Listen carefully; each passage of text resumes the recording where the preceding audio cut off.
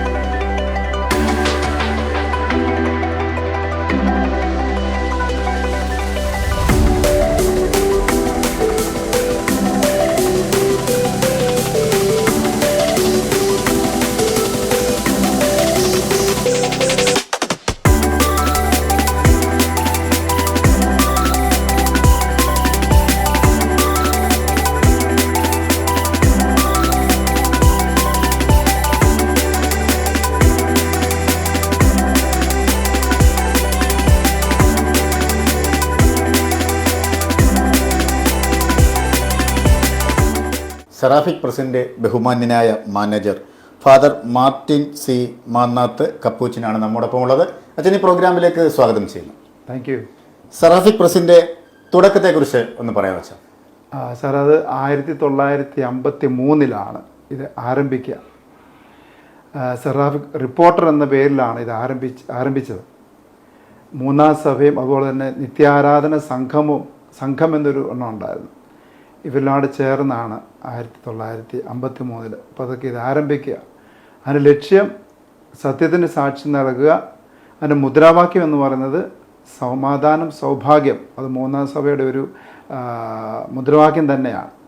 അപ്പം ഇത് അർത്ഥമാക്കുക നിർഭയത്തോടെ സത്യം വിളിച്ചു പറയുന്ന രീതിയിലും അതോടൊപ്പം തന്നെ മൂന്നാം സഭയുടെ കാര്യങ്ങൾ മറ്റുള്ളവരെ അറിയിക്കാൻ വേണ്ടിയാണ്, എത്തിക്കാനും വേണ്ടിയാണ് ഇത് ചെറിയൊരു മാസികയായിട്ട് ആരംഭിച്ചിട്ടുള്ളത്. അന്ന് എനിക്ക് തോന്നുന്നു 10-28 പേജുള്ള ചെറിയൊരു ബുക്കായിരുന്നു. 1953 ഓഗസ്റ്റിൽ മൂന്നാം സഭ അംഗങ്ങളും അതുപോലെ തന്നെ നിത്യാരാധന സംഘ അംഗങ്ങളും ആലുവയിൽ കൂടുകയും അവർ അസീസി ഫ്രാൻസിസ് അസീസിയുടെ ആത്മീയത ലോകത്തിന് കൊടുക്കാനും വേണ്ടിയും അതുപോലെ തന്നെ മൂന്നാം സഭയുടെ കാര്യങ്ങൾ എല്ലാവരും അറിയിക്കാനുമായിട്ടാണ് അസീസി മാസിക ആദ്യമായിട്ട് ആരംഭിക്കുക.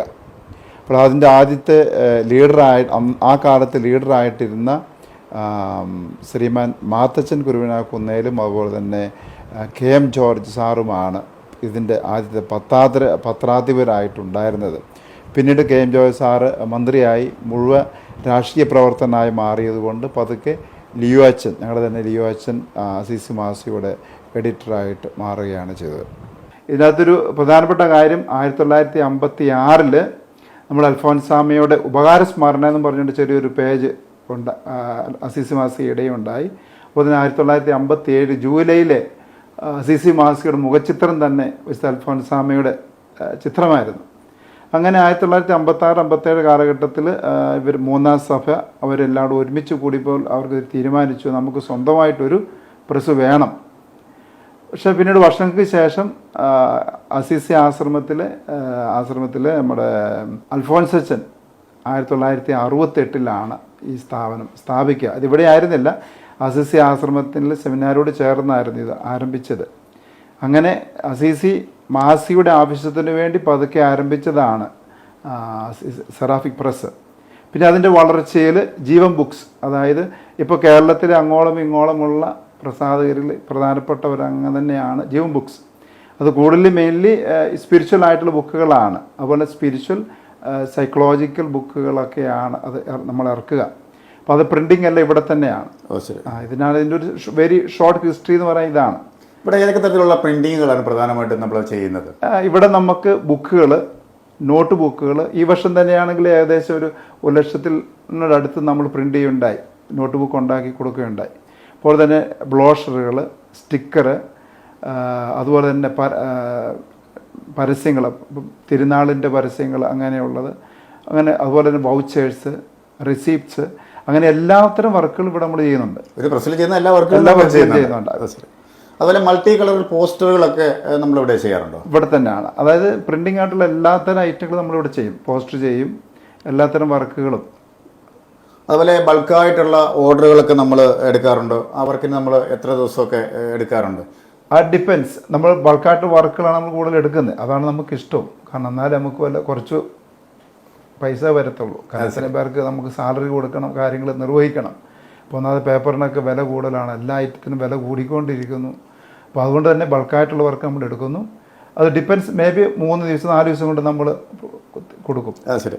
കസ്റ്റമേഴ്സ് പറയുന്നത് മറ്റ് പ്രസ്സുകളിൽ നിന്നും സെറാഫിക്കിനെ വ്യത്യസ്തമാക്കുന്നത് പെർഫെക്ഷൻ, മികച്ച ഡിസൈനിങ്, കൃത്യത, അതേക്കുറിച്ച് എന്താണ് വെച്ചാൽ പറയാനുള്ളത്? നമുക്ക് 4 പേരാണ് നമ്മുടെ DTPയിലുള്ളത്. ഡിസൈനിങ്ങിനും അതുപോലെ പ്രൂഫ് റീഡിങ്ങിനും അതുപോലെ തന്നെ ഡിസൈനിലായിട്ട് 4 പേരാണ് ഉള്ളത്. അതിൽ ഒരച്ഛനുണ്ട്. അച്ഛൻ ഇപ്പം തിരിച്ചു വരെ പോയേക്കുകയാണ്. അപ്പം അവരുടെ എക്സ്പീരിയൻസ് ആയിട്ട് 2 പേരാണ്, ഏറ്റവും കൂടുതൽ എക്സ്പീരിയൻസ് ഉള്ള 2 പേർ ഇവിടെയുണ്ട്. 3 പേരുണ്ടായിരുന്നു. അൺഫോർച്ചുനേറ്റ്ലി ഞങ്ങളുടെ ഒരു പ്രൂഫ് റീഡർ കഴിഞ്ഞ ദിവസം ദൈവത്തിൻ്റെ സമ്മാനം മേടിക്കാനായിട്ട് പോയി. അപ്പോൾ അങ്ങനെ 4 പേരുണ്ട് ഇപ്പം നമുക്ക്. ഇവിടുത്തെ വർക്കുകൾക്കെല്ലാം ഒരു മാന്ത്രിക സ്പർശമുണ്ട്. അപ്പം അത്തരത്തിൽ കഴിവുള്ള ടെക്നിക്കൽ വിങ്ങുകളായിരിക്കും ഇവിടെ ഉള്ളത്, അല്ലേ? തീർച്ചയായും. അതിനെക്കുറിച്ചൊന്ന് വിശദമായിട്ട്. ബീച്ചേട്ടൻ, അതുപോലെ തന്നെ വത്സമ്മ, ജിതിനച്ഛൻ, ഇപ്പോൾ 3 പേരാണുള്ളത് ഇത് വിങ്ങിൽ. പിന്നെ ബൈൻഡിങ്ങിൽ ആൾക്കാരുണ്ട്, അതുപോലെ പ്രിൻറ്റിങ്ങിൽ. പിന്നെ അവരെല്ലാം കൃത്യതയോടെ കാര്യങ്ങൾ നിർവഹിക്കുന്നതുമാണ് നമ്മുടെ സന്തോഷം. പിന്നെ ഓഫീസിലെ ആളുകളുണ്ട്. അപ്പോൾ അതുകൊണ്ട് അവർ എക്സ്പീരിയൻസ്ഡ് ആയിട്ടുള്ള ഹാൻഡ്സാണ് ഇവർ ഉള്ളത്. 15 വർഷം 10 വർഷം 20 വർഷം ആയവരാണ്. അപ്പോൾ ഇതൊരു അസിസി കുടുംബം എന്ന രീതിയിൽ അവരിത് വളർന്ന് കാണാൻ അവർ ആഗ്രഹിക്കുന്നു. അതിൽ ഞങ്ങൾക്കും മാനേജ്മെൻറ്റും അതിൽ സന്തോഷവാനാണ്. നമുക്ക് സ്ഥിരമായിട്ടുള്ള കസ്റ്റമേഴ്സ് ആണോ ഉള്ളത്? അതെ, നമുക്ക് സ്ഥിരമായിട്ടുള്ള കസ്റ്റമേഴ്സ് ഉണ്ട്. അതായത് നമ്മുടെ ഹോസ്പിറ്റല്, അതുപോലെ തന്നെ എഞ്ചിനീയറിംഗ് കോളേജുകൾ, അതുപോലെ തന്നെ ഫ്യൂൽ സ്റ്റേഷൻസ്, അതുപോലെ തന്നെ സ്റ്റേഷനറി കടകൾ, അവരുടെ പ്രിൻറ്റിങ് നമുക്ക് സ്ഥിരം വരുന്ന വർക്കുകളുണ്ട്, അല്ലാതെയുള്ള വർക്കുകളുമുണ്ട്. ശരി. നമ്മുടെ പ്രവർത്തന സമയം എങ്ങനെയാണെന്ന് വെച്ചാൽ? നമുക്ക് പ്രവർത്തന സമയം രാവിലെ 9 തൊട്ട് വൈകുന്നേരം 5 മണി വരെയാണ്. ഇന്നത്തെ ആധുനിക കാലഘട്ടത്തിൽ വായനാശീലം വളരെ കുറഞ്ഞു വരുന്ന ഒരു രീതിയാണ് നമ്മൾ പ്രത്യേകിച്ച് മലയാളികളിൽ കാണുന്നത്. അപ്പോൾ അത് ഉയർത്തുന്നതിന് വേണ്ടി സെറാഫിക് പ്രസ്സും അല്ലെങ്കിൽ അസിസി കുടുംബവും എന്താണ് ചെയ്യുന്നത്? നമ്മൾ പുതിയൊരു വെബ്സൈറ്റ് രൂപീകരിച്ചിട്ടുണ്ട്. അതുപോലെ തന്നെ SEC മാസി വരെ ഞങ്ങളുടെ ഒരു പ്രശ്നം ഇത്രയും പ്രിൻ്റ് ചെയ്തിട്ട് എത്ര പേര് വായിക്കുന്നുണ്ട് എന്നുള്ളതാണ്. അതായത് നമ്മൾ മൊബൈലിലാണെങ്കിലും വലുതുപോലും നമ്മൾ വായിക്കത്തില്ല, അല്ലേ? നമ്മുടെ സ്വഭാവം പോലും വലുതാണെങ്കിൽ നമ്മൾ പിന്നെ വായിക്കാമെന്ന് പറഞ്ഞ് അതിന് വായിക്കത്തില്ല. ഇപ്പോഴത്തെ പുതിയ ന്യൂ ജനറേഷൻ എന്ന് പറയുന്നത് ക്യാപ്സൂളായിട്ട് അവർക്ക് കാര്യങ്ങൾ കിട്ടുക എന്നുള്ളതാണ്. അപ്പോൾ അതിനോട് മുൻനിർത്തി ഞങ്ങളൊരു വെബ്സൈറ്റ് തുടങ്ങിയിട്ടുണ്ട്. അതായത് magazine.assisi എന്ന് പറഞ്ഞൊരു തുടങ്ങിയിട്ടുണ്ട് ഞങ്ങൾ. അപ്പോൾ അതിൻ്റെ അകത്ത് ഇതിൻ്റെ ഷോർട്ടറായിട്ടുള്ള ഫോമുകൾ ഞങ്ങൾ അയക്കുന്നുണ്ട്. അപ്പോൾ തന്നെ ജീവൻ ബുക്സിൻ്റെ തന്നെ പുസ്തകങ്ങളും ഇതിലൂടെ വിൽപ്പനയ്ക്കുണ്ട്. ശരി. നമ്മൾ ഓർഡറുകളൊക്കെ എങ്ങനെ ഓൺലൈനിൽ സ്വീകരിക്കാറുണ്ടോ അതോ ഇവിടെ വന്ന് നമ്മൾ? ജീവൻ ബുക്സിൻ്റെ ഓർഡർ ഓൺലൈനിൽ സ്വീകരിക്കാറുണ്ട്. പിന്നെ നമുക്ക് പെർമനൻ്റ് ആയിട്ടുള്ള കടകളുണ്ട്, ഷോപ്സുകളുണ്ട്. പിന്നെ റിലീജിയസ് ആയിട്ടുള്ള ഇൻസ്റ്റിറ്റ്യൂഷൻസ് നമ്മൾ സപ്ലൈ ചെയ്യുന്നുണ്ട് ജീവൻ ബുക്സുകൾ. അപ്പോൾ തന്നെ മാഗസിൻ നമ്മൾ പോസ്റ്റലായിട്ട് അയച്ചു കൊടുക്കുകയാണ് ചെയ്യുന്നത് എല്ലാവർക്കും. അപ്പോൾ തന്നെ ഇനിയിപ്പം വേണ്ടവർക്ക് ഇനിയിപ്പം ഓൺലൈൻ പ്ലാറ്റ്ഫോമും ഓപ്പൺ ആയിട്ടുണ്ട്. അപ്പോൾ എന്തായാലും സെറാഫിക് പ്രസ്സിനെ കുറിച്ച് വളരെ വിശദമായ രീതിയിൽ സംസാരിച്ച അച്ഛന് പ്രത്യേക നന്ദി. താങ്കളുടെയും സഹപ്രവർത്തകരുടെയും ദൈവത്തിൻ്റെയൊക്കെ കഴിവുകൊണ്ട് ഇനിയും ഈ സ്ഥാപനം ഒരുപാട് ഉയരങ്ങളിലെത്തി വായനാശീലം ഉണ്ടാവട്ടെ എല്ലാവർക്കും എന്ന് ആശംസിക്കുന്നു. പ്രത്യേക നന്ദി. Thank you.